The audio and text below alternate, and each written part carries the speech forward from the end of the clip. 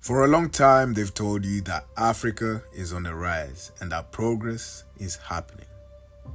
But the truth is, Africa is falling behind faster than ever before. While the rest of the world surges forward, Africa is stuck in a downward spiral. You feel it, your family feels it, and soon your children will face even worse. Africans are not just losing time and money, they risk losing their entire future. This is the reality that affects all Africans. A gap in income, a gap in opportunity, and most importantly, a gap in development and advancement. But this isn't just a fact. This is your life, and this is the future of your children. And the bigger question is, why? Why does this gap exist? And more importantly, how do we close it? Welcome to Pure Network, where we explore everything around the post-independence history of Africa. Today, we're diving into Africa's economic reality. This video is more than just an educative and informative video. It's a call to action, one that challenges and questions your role in the state of Africa today. To start off this video, I'm going to reveal a shocking truth that unfortunately inspired us to make this video. You see, back in the 1960s, Africa's GDP per capita, which basically means the average income per person, was about 43% of the global average. Not bad for a continent emerging from colonization, if you ask me. But fast forward to 2024, that number has dropped to just over 15%. Think about that. Only 15% of the world's average income. And it gets worse. Projections show that this number could drop even further. In other words, the average African will be earning just over 15% of what the rest of the world earns. Let that sink in for a moment. From 43% to just over 15% of the world's average income per person in a span of 60 years, Africa is more than just falling behind.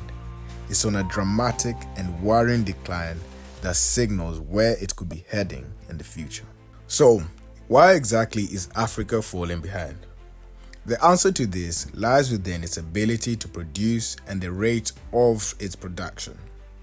Additionally, it's also a question of innovation and technology, as they are critical in maximizing productivity.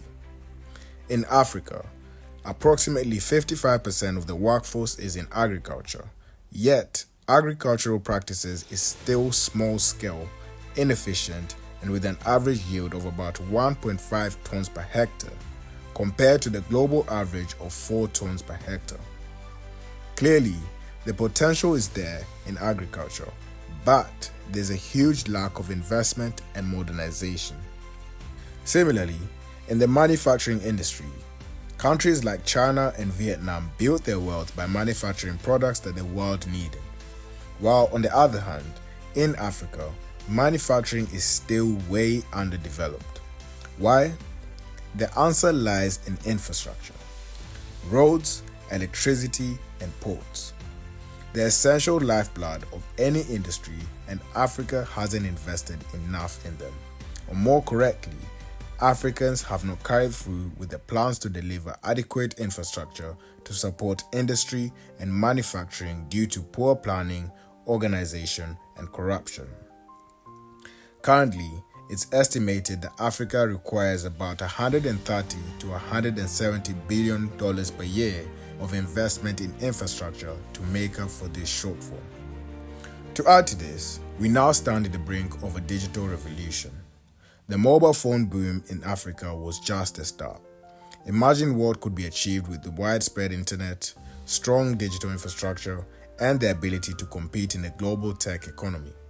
But unfortunately, Africa also lags behind in this sector with only 43% coverage across the continent, way behind the global average of 66%. This digital divide hampers access to information, education, and global markets, further impeding growth in productivity and innovation. Yet again, Africa finds itself with potential held back, slowly increasing the gap between the continent and the rest of the world. To add a bit of positives, things are not so bad in all aspects. While Africa is falling behind in income, it's actually making strides in other areas. Infant mortality is down from 87 deaths per 1,000 live births in the 2000s to 47 in 2020. Additionally, life expectancy is up from 52 years in the 2000s to 63 years in 2020. Africa is in the midst of a population boom. With a population growth rate that's more than 3 times higher than the global average, more children are being born and more people are living longer, meaning a higher access to workforce. Additionally, studies show that primary school enrollment in Africa rose from 59% in 1990 to 80% in 2020, meaning that more children are being educated. However, despite these improvements in health and education, income is still lagging. While it's easier to make rapid gains in health and education from a low base level, it's much harder to sustain those gains into higher value growth. What this simply means is that it's not enough to just send more kids to school, because studies show that 87% of children in sub-Saharan Africa are considered learning poor, lacking basic reading and math skills. So, what are they learning, and are they being equipped with the right skills to compete globally? Because it's not enough to just send more kids to school. They need to be prepared to lead and shape the future and eventually take on roles in their desired fields. Due to this ineffective education system and combined with the lack of job opportunities, Africa's youth bear the consequences. Studies indicate that a substantial portion of African graduates are either unemployed or working in fields unrelated to their area of study.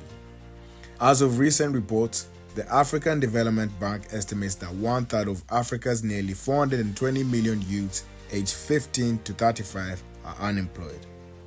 That's over 140 million people. The African youth have recently took to the streets to express their frustrations in recent protests that have been taking place in countries such as Kenya, Nigeria, and Uganda. Click the link in the description to explore more coverage on this. Now, when it comes to external influence, it's true that external forces have played a big role in shaping Africa's path today. The Cold War left its scars on the continent as African nations were used as chess pieces in the global game of power between the West and the Soviet Union. Resources poured into war while development was neglected. Then, there's Africa's dependency on commodities, oil, minerals, and agriculture. Approximately 89% of African countries are commodity dependent. When prices rise, economies boom, but when they crash, everything crumbles, thus making Africa vulnerable to global shocks like the financial crisis in 2008 and of late, COVID-19, which spanned from early 2020 to 2022. For instance, the 2014 to 2016 commodity price downturn reduced GDP growth in Africa from 5% in 2014 to 1.4% in 2016.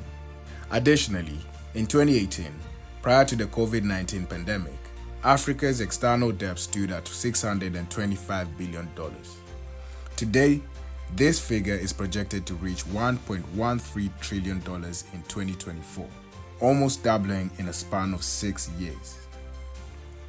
As bad as this sounds, this is the case everywhere all around the world. Economies experience booms and busts, and that's just how the world trade works due to globalization. The real issue lies on Africa's ability to build a resilient economy that is self-sufficient. Systems that aren't prone to external attacks, pressures, and manipulation. This is the only solution, ensuring strength and stability from within. Looking ahead, the future isn't set in stone. Investing in infrastructure could boost Africa's GDP growth by 2% increase per year, and embracing digital transformation could add over $500 billion to Africa's GDP by 2030. Currently, Africa's population is projected to reach 2.5 billion by 2050, with over 60% under the age of 25. This youthful demographic can be a tremendous asset if equipped with the right skills and opportunities, and Africa should aim to do just that. This is a monumental task that requires more than just the role of governments. It's about every African deciding to move forward, to innovate, demand better, and push for progress. Through a shift in mindset, attitude, and approach, anything can be achieved by the African mind.